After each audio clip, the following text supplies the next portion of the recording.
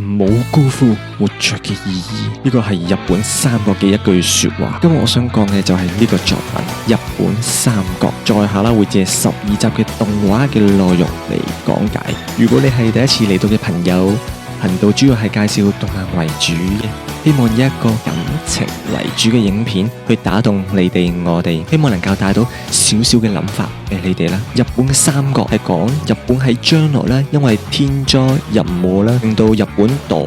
退，翻到去明治嘅初期，日本就被分為咗3個區域：大和、武鳳同埋勝義。男主角三國清輝係一個大和人，唔係基拉大和，因為一場嘅事故，決定挺身而出，要沉潛內斂，將來要一統三國嘅故事。3個可以留意嘅原因哦。第一，故事吸引，男主角三國清輝因為呢一件事唔趕住自己睇，去到人生嘅低潮，也許一生到底，一切超出估計，唔係歌詞。於是清輝就發奮，一開始啦就去到大和嘅總部去面試 interview 先，之後成為咗改革派嘅一員，喺唔同嘅時候都挺身而出，做啲令到局勢改變嘅一步。最初第一步，佢會遇上到總部嘅大佬同埋天才嘅軍師，咁喺呢一度佢會遇到佢刺身嘅同伴阿佐馬方敬，佢都係臥龍之一，一齊嚟一個下克上嘅一個故事。喺冇呢個核彈、冇呢個飛彈、冇呢個機械人嘅時代底下，一切都係用動腦筋嚟決鬥。決鬥啦，遊戲王！雖然有啲唔合理嘅地方，例如係如果係嗰個地方最大嗰個人一早已經殺咗你頭啦，呢個動畫就係好吸引人咯。12集有 feel 啊！如果你已經過咗，你一定明白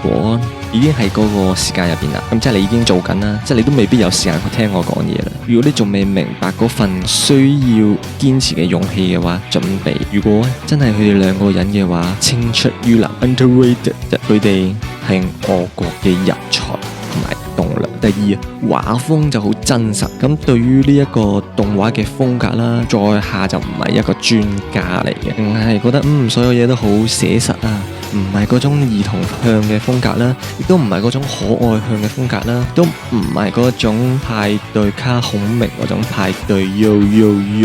Kafka 作為呢個動畫嘅公司，最有名嘅就係魔法師嘅新娘，之前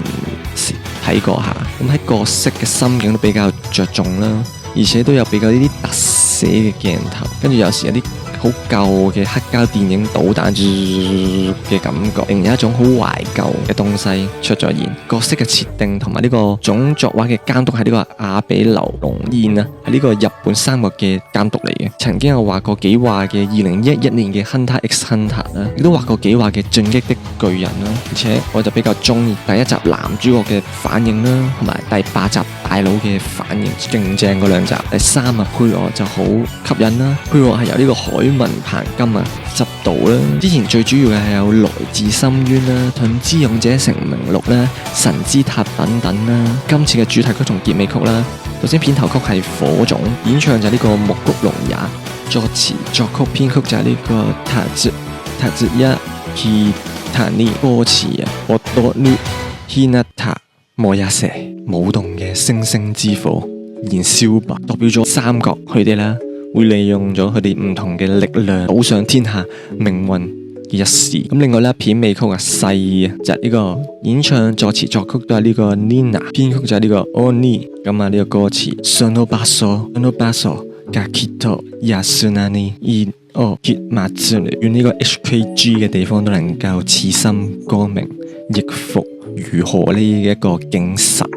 代表咗佢哋最終會令到日本再次強大起嚟。咁啊，跟住個人啊，最中意就係第6集嗰個城主啦，係明知必死噶。城主希望用自己嘅人頭去換部下逃走嘅時間，而部下就係講，如果係咁嘅話，我就冇面目見你哋全員都負隅頑抗，最後令到對方受到唔少傷害。唔知你有冇睇呢個最新嘅大學劇啦？就係呢個秀吉為咗俾呢個時間俾信長，水準俾人即係俾人前後包抄，佢要逃走翻去，佢就阿秀吉同佢細佬兩個一齊死守，要等呢個2刻鐘嘅時間，就係咁啦。我係自由意志之子，一個中意動漫嘅人，下次見，拜拜。